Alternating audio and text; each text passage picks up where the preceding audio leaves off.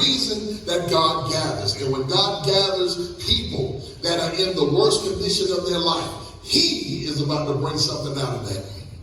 I want you to catch that. Well, I said, so in Ezekiel 37, I'm going to bring this together.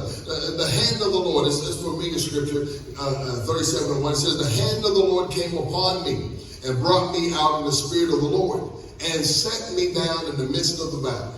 And it was full of bones.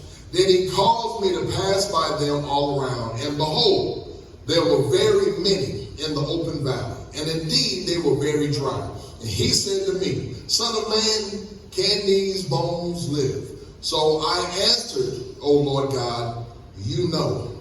Let me help you with that. I'm going to read a little further.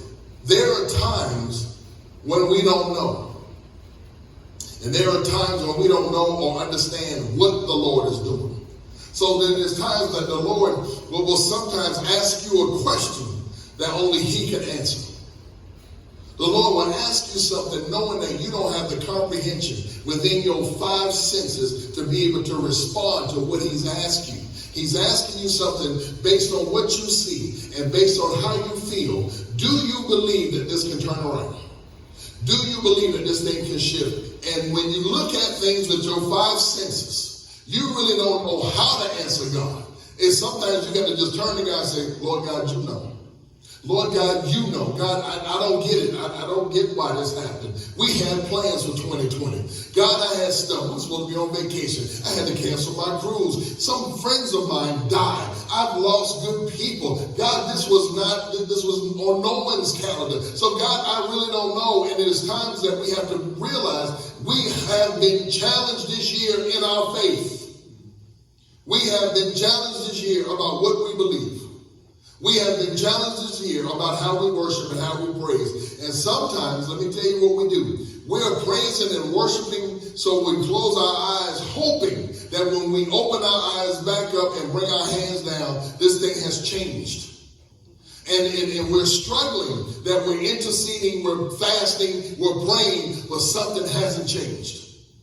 So we're frustrated. So when God comes and asks you a question after you have seen all of this and heard all of these reports, and he says, hey, do you believe that these bones can live? Lord God, you know. Because it's better to answer God with God than to answer God with yourself. It's better to say, God, you know. So really, based on what I see and what I understand, it's irrelevant for me to tell you my perspective about what I see, because my perspective is skewed with news reports. Right. It's skewed with protests. It's skewed with racism. It's skewed with anger. It's skewed with jobs and being lost and millions of dollars and people get to see. It's kind of skewed. So it's kind of, Lord, I really can't. I really, at this moment, based on what you're showing me, it really doesn't make sense for me to even reply to you as me. I have to reply to you as you. I got to give you an answer that will satisfy you, that lets you know I have gone as far as I can go with my five senses.